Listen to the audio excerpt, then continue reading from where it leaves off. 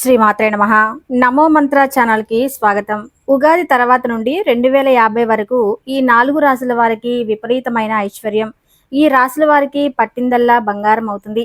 ఈ 2025 ఉగాది నుండి 2050వ సంవత్సరం వరకు వీళ్ళే ఈ ప్రపంచంలోకెల్లా అత్యంత ధనవంతులు అయ్యేటువంటి రాశుల వారు.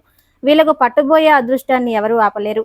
ఏకంగా 25 ఏళ్ల వరకు ఈ రాశుల వారికి తిరుగు అనేది ఉండదు. మన హిందువులకు కొత్త సంవత్సరం ఉగాది నుండి ప్రారంభం అవుతుంది. ఈ కొత్త సంవత్సరంలో అనగా ఈ ఉగాది నుండి శనిదేవుని ఆశీర్వాదం జ్యోతిష్య చక్రంలోని కొన్ని రాశుల జాతకులకు అదృష్టవంతులు, భాగ్యవంతులు మరియు కోటీశ్వరులు అవుతారు.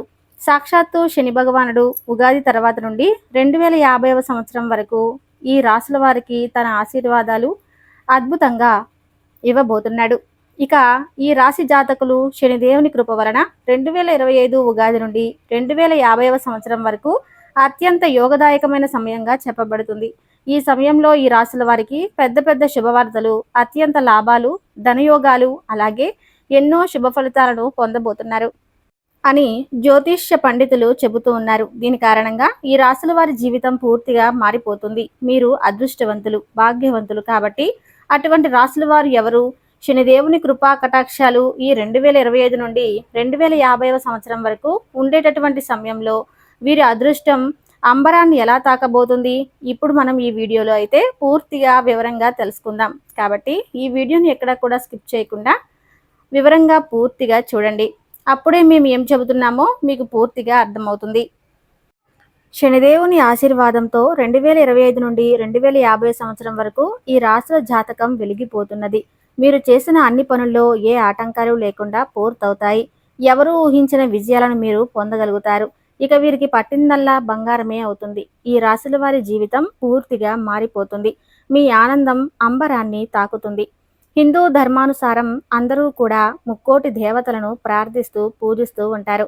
ఈ ముక్కోటి దేవతలలో ఒకరు శనిదేవుడు. శనిదేవుడు సూర్యుని పుత్రుడు. న్యాయానికి ప్రతీకగా శనిదేవుణ్ణి కొలుస్తూ ఉంటారు. అలాగే శని భగవానుడు ఎవరైతే అనుచితమైన పనులను చేస్తూ ఉంటారో వారిని దండిస్తూ ఉంటారు. కర్మఫల ప్రదాత అని పిలుస్తూ ఉంటారు. శనిదేవుడు అంటే చాలా మంది భయపడిపోతూ ఉంటారు. ఎందుకంటే ఎవరైతే ఏలినాటి శని, అష్టమ శని మరియు అర్ధాష్టమ శని ఉన్నప్పుడు ఇక శని పట్టిందని, కష్టాలు బాధలు కలిగిస్తాడు అని రకరకాలుగా మాట్లాడుతూ ఉంటారు. కానీ శనిదేవుడు సూర్యుడి పుత్రుడు, కర్మఫల ప్రదాత అంటే సకల జీవులను సమానమైన న్యాయాన్ని ఇస్తూ ఉంటాడు. శనిదేవుడు వారి వారి కర్మలను బట్టి ఫలితాలను ఇస్తూ ఉంటాడు. ఆ శనిదేవుని ఆశీర్వాదాలు, కృపా కటాక్షాలు ఎవరి మీద ఉంటే వారికి ఎలాంటి బాధలు, కష్టాలు అనేవి ఉండవు. ఇక ఎవరైతే చెడు పనులు చేస్తారో, పాపాలు చేస్తారో, అలాగే వేరే వాళ్లకు నష్టాలు కలిగిస్తారో ఆ శనిదేవుడు వారిని దండిస్తూ ఉంటాడు. వారిని పట్టి పీడిస్తూ ఉంటాడు. అలాంటి శనిదేవుడి ఆశీర్వాదాలు, కృపా కటాక్షాలు 12 రాశుల వారిలో కొన్ని రాశి జాతకులకు అద్భుతంగా కలగబోతున్నాయి. దీని కారణంగా ఈ రాశి జాతకులకు శనిదేవుని ఆశీర్వాదంతో 2025 నుండి 2050వ సంవత్సరం వరకు ఉండే సమయం ఎంతో యోగ్యవంతమైన, అద్భుతమైన సమయంగా ఉండబోతుంది. ఈ రాశుల వారి జీవితంలో ఎలాంటి లోటు అనేది ఉండదు. ఆ శనిదేవుని విశేషమైన కృప ఇప్పుడు ఈ రాశుల వారికి కలగబోతుంది.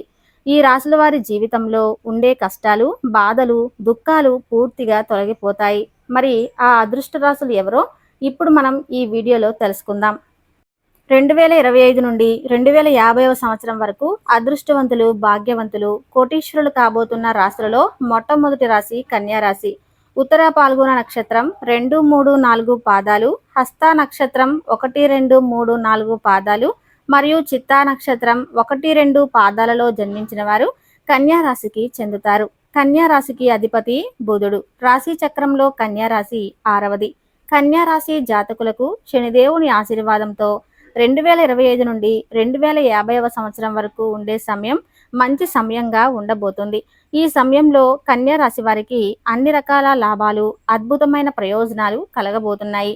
ఇక వీరి జీవితంలో ఏవైనా సమస్యలు ఉంటే ఆ సమస్యలన్నీ కూడా పూర్తిగా తొలగిపోతాయి. అంతేకాకుండా ఇది వరకు మీరు కొత్త పనులను ప్రారంభించాలి అని కలలు కన్నారో ఈ సమయంలో ఆ పనులను ప్రారంభిస్తారు. ఇందులో తప్పకుండా విజయాన్ని పొందగలుగుతారు. ఇక మీ విజయాన్ని ఎవరు కూడా ఆపలేరు. ఉద్యోగులకు వారి కార్యాలయంలో మంచి వాతావరణం ఉంటుంది. మీ పనుల్లో నైపుణ్యాన్ని మెచ్చుకొని పై అధికారులు ప్రమోషన్లు ఇస్తూ ఉంటారు. జీతాలు కూడా పెరుగుతాయి. కన్యా రాశి వారి జాతకం ప్రకారం ఈ సమయంలో మీరు ఎంతో అభివృద్ధిని పొందుతారు. మీరు చేసిన అన్ని పనులు 3 పువ్వులు 6 కాయలుగా ఉండబోతుంది. ఎవరైతే కన్యా రాశి వారు సంతానం కోసం ఎదురు చూస్తూ ఉన్నారో వారికి సంతానం కలుగుతుంది. ఈ సమయంలో మీరు తలపెట్టిన పనుల్లో విజయం అనేది చేకూరుతుంది. శనిదేవుడి ఆశీర్వాదంతో కన్యా రాశి వారికి 2025 నుండి 2050 సంవత్సరం వరకు అద్భుతమైన సమయం వచ్చిందని చెప్పుకోవచ్చు. ఇక రెండవ రాశి వృషభ రాశి. కృతికా నక్షత్రం 2, 3, 4 పాదాలు, రోహిణి నక్షత్రం 1, 2, 3, 4 పాదాలు మరియు మృగశిర నక్షత్రం 1, 2 పాదాలలో జన్మించిన వారు వృషభ రాశికి చెందుతారు. రాశి చక్రంలో ఈ రాశి రెండవది. ఈ రాశికి అధిపతి శుక్రుడు. వృషభ రాశి వారికి శని భగవానుడు విశేషమైన కృపా కటాక్షాలు ఈ 2025 నుండి 2050 వరకు అద్భుతంగా ఉండబోతుంది. అదేవిధంగా ఈ సమయంలో వృషభ రాశి జాతకులకు అత్యంత శుభదాయకంగా ఉంటుంది.